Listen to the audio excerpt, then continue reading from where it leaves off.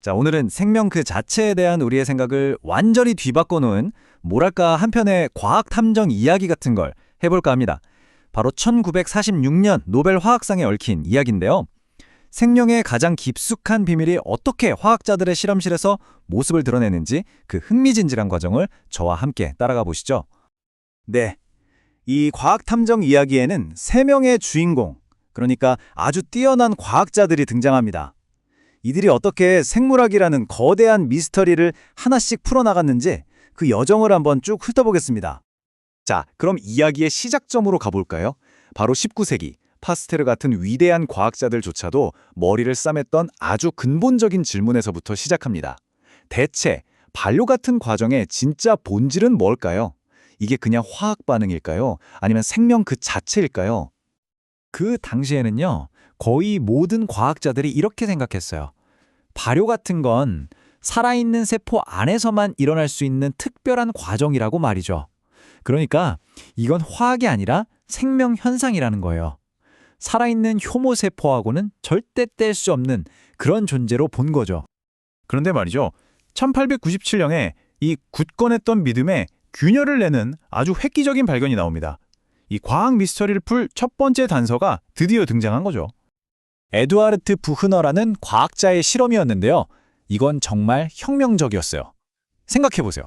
이전까지는 생명의 영역으로만 여겨졌던 발효를 살아있는 세포 없이 그냥 효모를 갈아서 만든 집만으로 성공시킨 겁니다. 말대로 생명 현상을 실험실 플라스크 안으로 끌고 들어온 거죠. 이 발견으로 과학자들은 확신하게 됩니다. 아, 이 세포즙 안에 뭔가 특별한 게 들어있구나. 생명 반응을 일으키는 눈에 보이지 않는 활성 물질. 이걸 바로 효소라고 부르기 시작했고요. 이제 과학계의 목표는 명확해졌습니다. 도대체 이 효소라는 녀석의 정체가 뭐냐? 이걸 밝혀내자 본격적인 추적이 시작된 겁니다. 근데 이게 쉬운 일이 아니었어요. 당시 한 과학자가 남긴 이 말이 그 어려움을 딱 보여줍니다. 그것들을 잡으려고 하면 말하자면 손가락 사이로 빠져나간다. 정말 유령 같은 존재였던 거죠. 수십 년 동안 효소의 정체는 아무도 모르는 그야말로 미스터리 그 자체였습니다. 자, 시간은 흘러 1926년입니다. 드디어 이 안개 같은 상황에 돌파구가 생깁니다. 보이지 않던 것을 마침내 눈으로 보게 되는 순간이 온 거죠.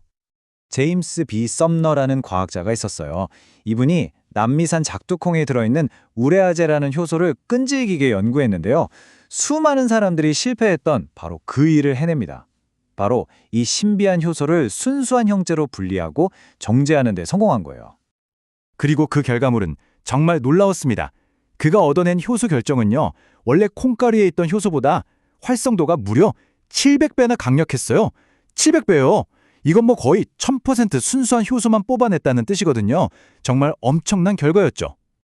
이 발견이 가져온 결론은 그야말로 혁명적이었습니다. 효소는 무슨 신비한 생명력 같은 게 아니라 그냥 단백질이다. 바로 이거였어요. 눈에 보이고 만질 수 있는 화학적으로 분석 가능한 물질이라는 최초의 명백한 증거가 나온 겁니다. 썸너가 이렇게 길을 열어주자 이번엔 존 노스럽이라는 과학자가 등장합니다. 이분은 썸너의 발견이 우연이 아니라는 걸 증명하기 위해 누구도 반박할 수 없는 아주 단단한 증거들을 쌓아올리기 시작해요. 그러니까 우레아제 효소만 단백질인 거 아냐? 라는 의심을 아예 없애버린 거죠. 우리 소화 효소로 잘 알려진 펩신, 트립신 같은 것들도 똑같이 결정으로 만들어냈고요. 이 효소들이 정말 순수한 단백질이라는 걸 아주 철저하게 증명해냈습니다. 심지어 이 효소들이 만들어지기 전에 엄마 물질, 그러니까 비활성 상태의 물질까지 발견해냈어요. 대단하죠? 한마디로 노스러운 효소 결정화라는 어떻게 보면 장인의 기술 같았던 것을 누구나 따라할 수 있는 과학적 레시피로 만든 셈입니다. 효소를 분리하고 완벽한 조건을 찾아내서 순수한 결정을 얻고 이걸 화학적으로 분석하는 이 모든 과정을 체계적으로 완성시킨 거죠. 자, 효소의 정체는 이제 단백질이라는 게 밝혀졌습니다. 그런데 과학자들은 여기서 멈추지 않았어요. 더 어렵고 더 기묘하고 더 근본적인 목표에 도전합니다. 바로 생물과 무생물의 경계에 서 있는 존재, 바이러스입니다. 이때 웬델 스탠리라는 과학자가 이런 대담한 생각을 합니다. 질병을 일으키는 바이러스? 혹시 이것도 그냥 화학물질 아닐까? 효소처럼 결정으로 만들 수 있지 않을까? 정말 과감한 질문이었죠.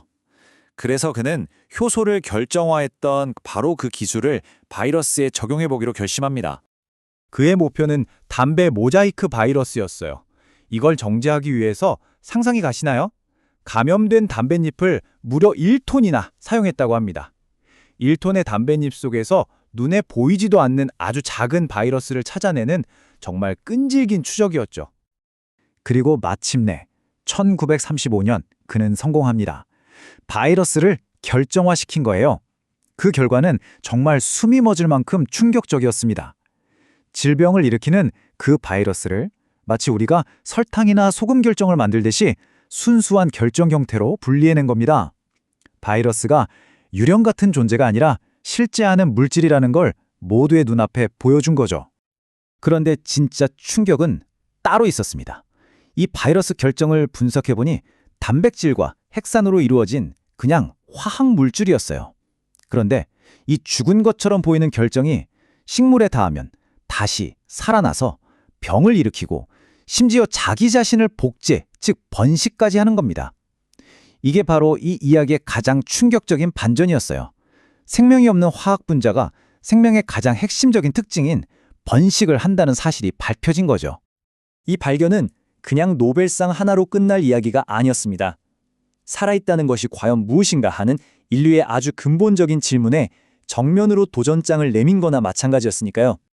기존에는 번식은 오직 살아있는 생명체만 할 수 있는 고유한 능력이라고 생각했잖아요. 그런데 이제 보니 죽은 분자도 할 수 있다는 게 드러난 거죠.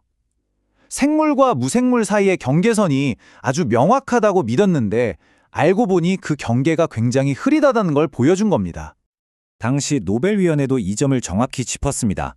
스탠리의 연구 덕분에 살아있는 물질과 죽은 물질 사이의 경계선에 대한 더 면밀한 조사가 시작될 것이다 라고 말이죠. 말 그대로 완전히 새로운 연구 분야의 문을 활짝 열어젖힌 겁니다. 결국 이 세 과학자의 발견은요, 우리가 알고 있던 지식의 경계를 저 멀리 밀어냈습니다. 생명의 가장 깊은 비밀도 결국은 화학이라는 도구로 파헤칠 수 있다는 걸 증명해 보인 거예요. 오늘날 우리가 아는 유전공학, 바이러스 연구, 이 모든 것이 바로 이 위대한 발견들 위에 서 있다고 해도 과언이 아닙니다. 그래서 이 이야기는 우리에게 이런 마지막 질문을 던집니다. 복잡한 화학 물질과 단순한 생명체, 그 둘을 나누는 경계는 과연 어디에 있을까요? 이 연구는 효소와 바이러스라는 미스터리를 풀었지만 동시에 생명이란 무엇인가? 라는 훨씬 더 크고 깊은 질문을 우리에게 남겼습니다. 그리고 그 질문에 대한 답은 지금 이 순간에도 과학자들이 계속해서 찾아 나가고 있죠.